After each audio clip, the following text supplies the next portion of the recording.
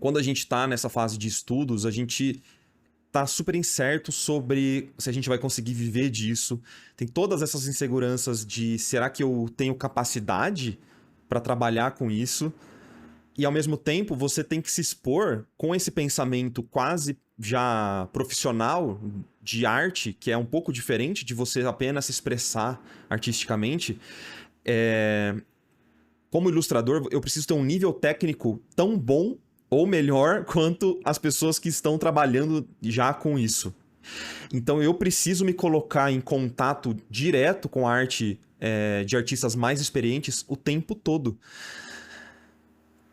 Só que isso é extremamente difícil, é extremamente desgastante, porque gera de novo um pouco dessa ansiedade de você se colocar e projetar. Existe Então, mas alguma.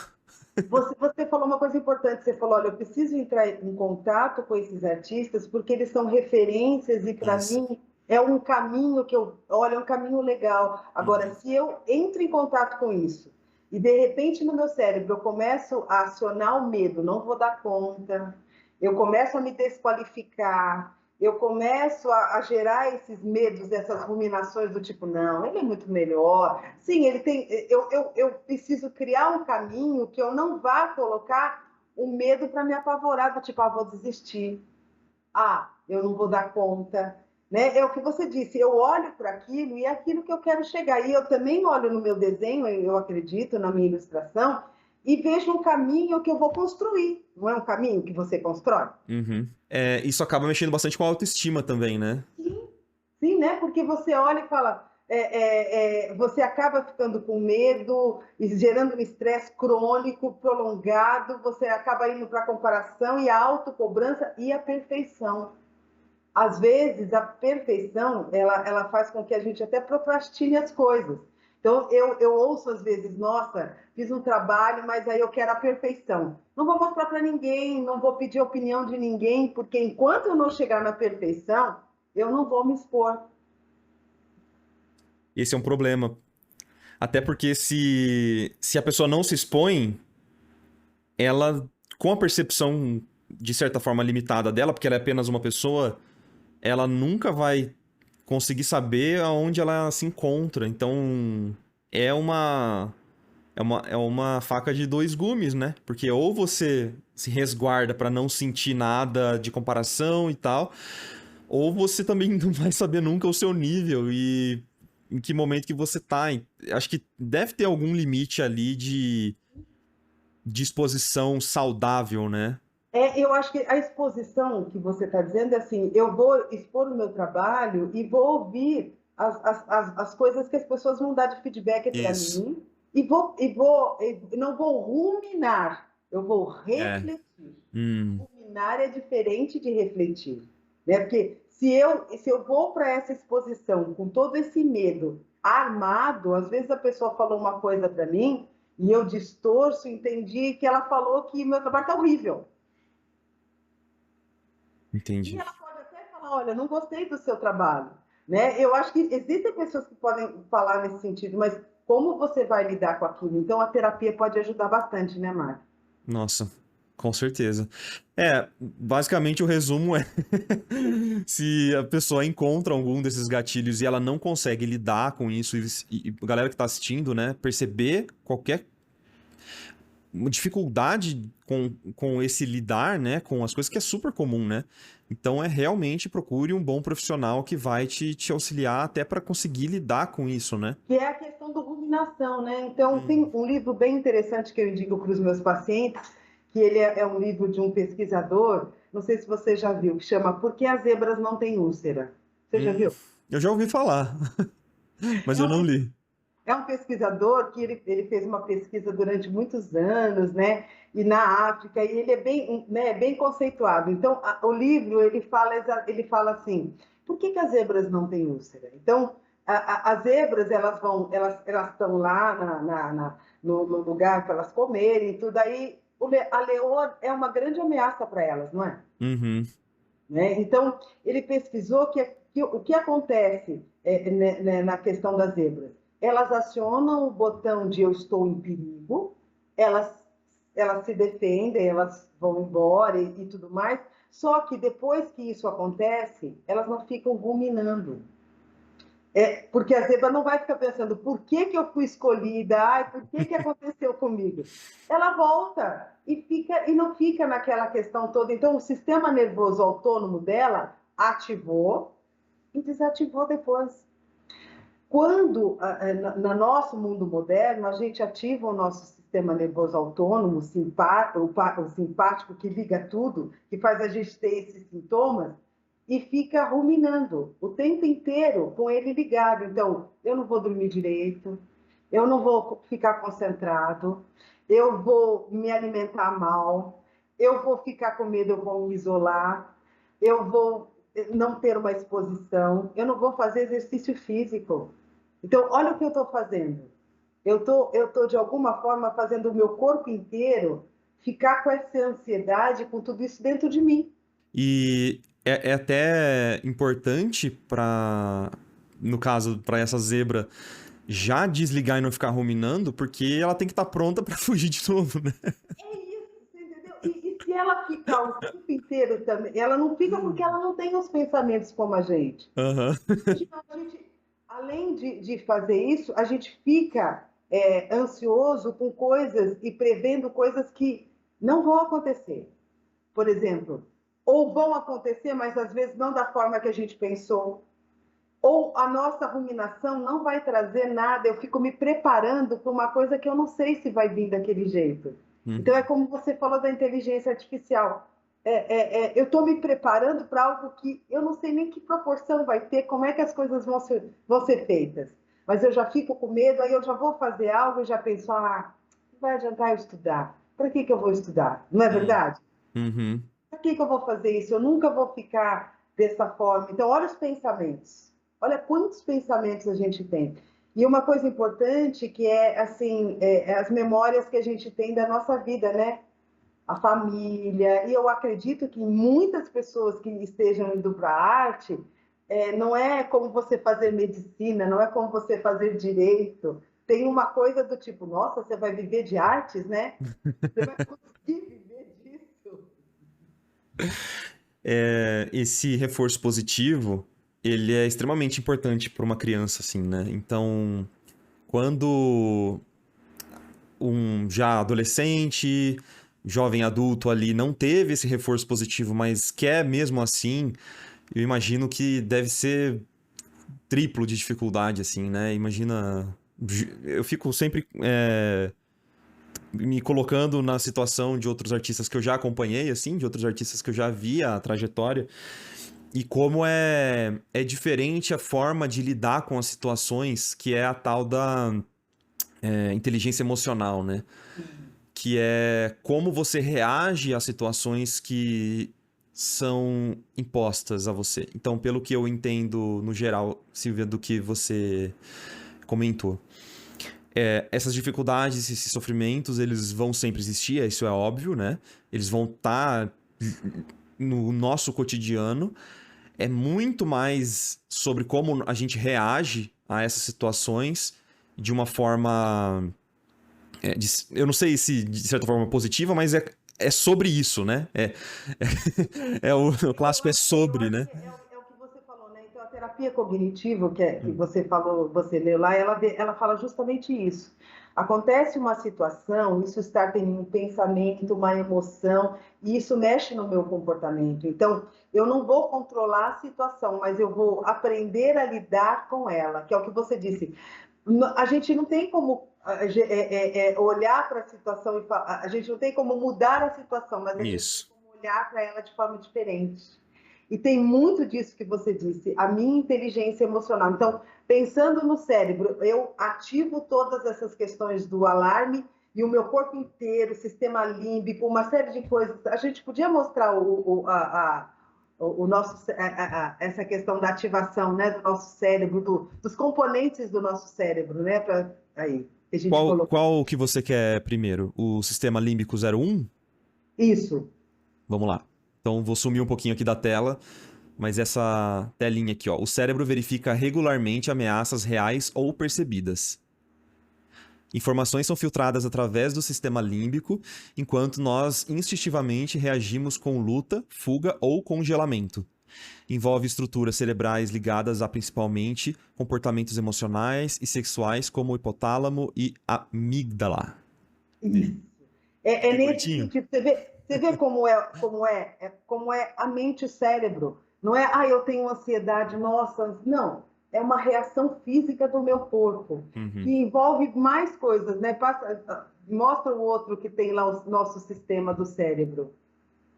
É o do Divertidamente ou é Então, o nosso centro de comando? isso, Aqui, ó. né?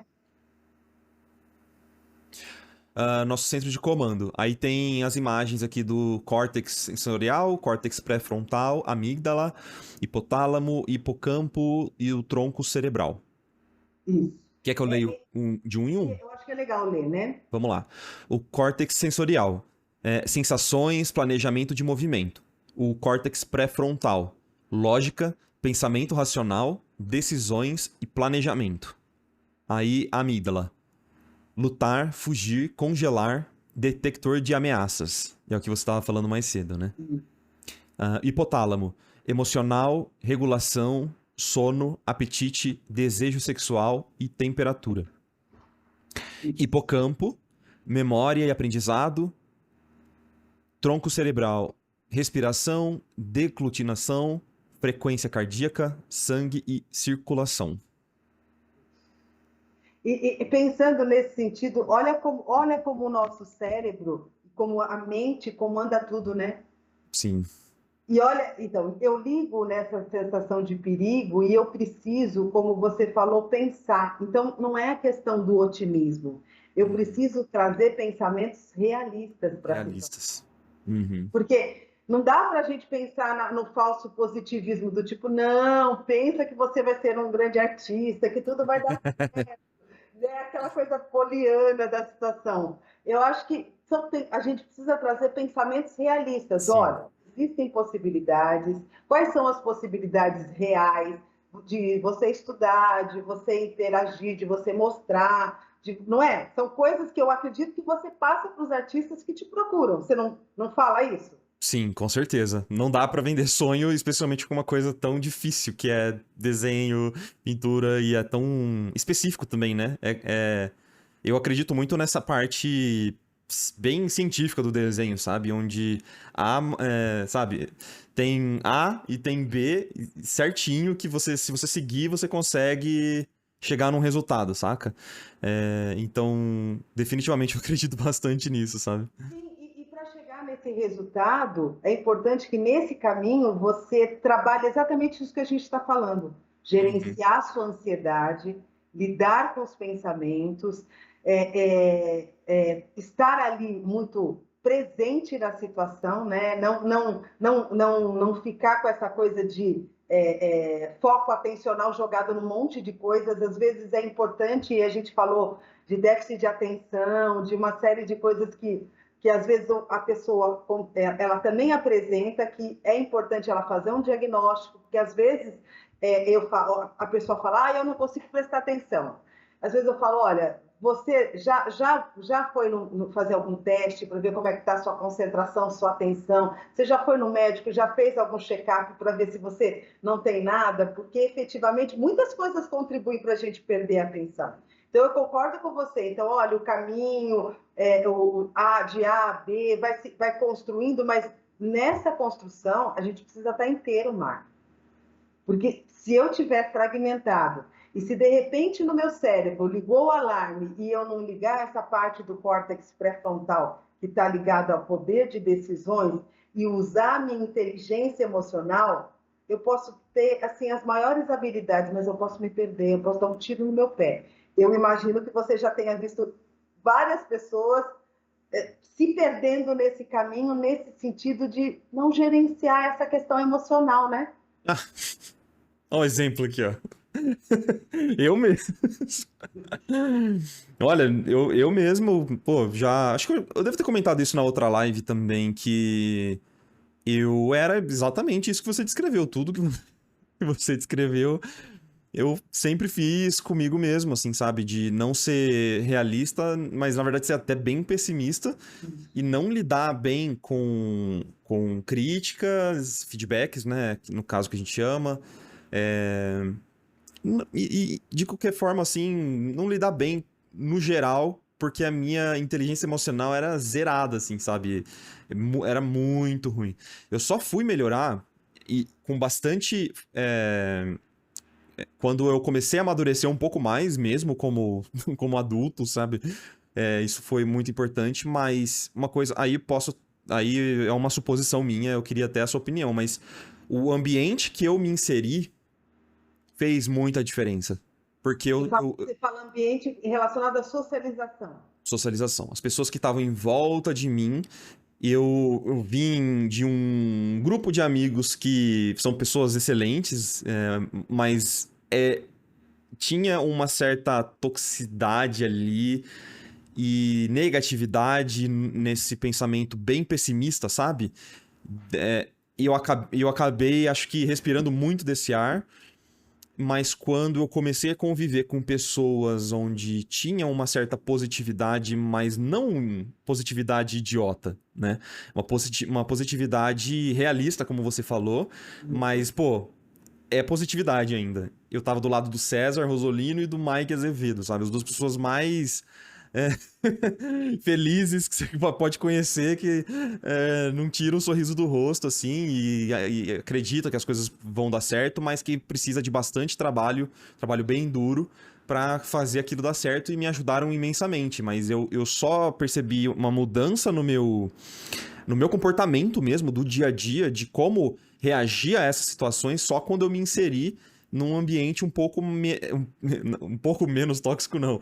Bem menos tóxico, assim, sabe? Então, e vai de encontro àquilo que a gente falou, né? As situações Aham. continuaram acontecendo, as situações continuaram Sim, acontecendo, as continuaram. dificuldades Pioraram até. acontecendo, só que o seu jeito de ver as coisas mudou. Mudou. É isso. É isso Mudou. que é muito importante nessa live, que a gente passe para todo mundo que está assistindo, que assim é importante olhar as coisas de uma maneira realista e Isso. de uma maneira a construir as coisas com as dificuldades.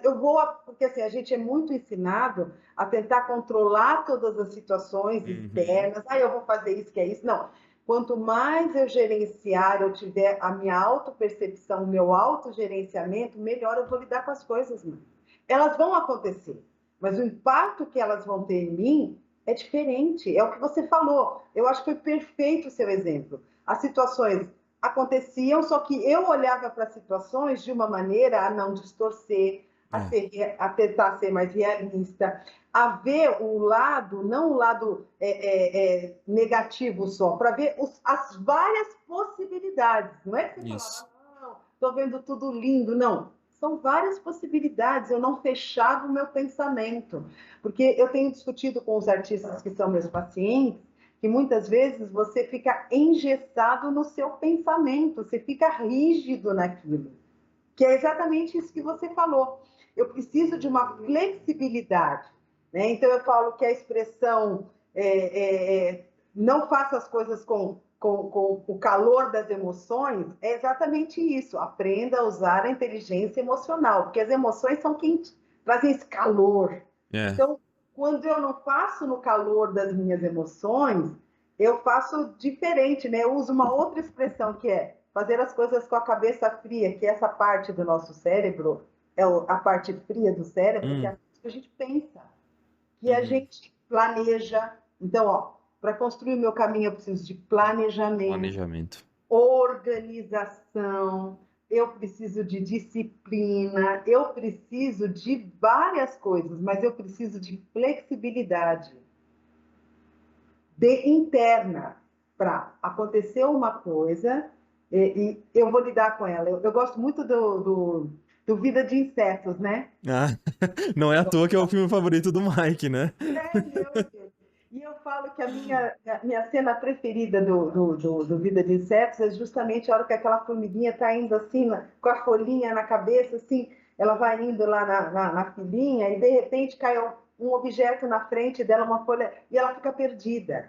Então, naquela hora, vem lá o diretor, a pessoa que dirige lá o caminho das formiguinhas, fala: calma, calma, contorne a folhinha. Isso que eu chamo de você olhar as coisas e você ir trabalhando essa flexibilidade. Não sei se você percebe, às vezes, uma rigidez do tipo, tem que ser assim. Não estou dizendo que a gente não tenha que organizar as nossas questões, mas, às vezes, a flexibilidade mental faz a gente ver coisas que a gente não via. Total. Que E você, até. é o que você falou. Então, Ah, eu comecei a olhar as coisas, que é o que a terapia cognitiva fala, com um olhar diferente. E aí eu comecei a arrumar soluções para os problemas, eu comecei a relaxar, né? Não relaxar no sentido de, não estou nem aí, relaxar no sentido de, calma, relaxa, calma. Vamos ver o que a gente pode fazer. parece o Mike falando comigo.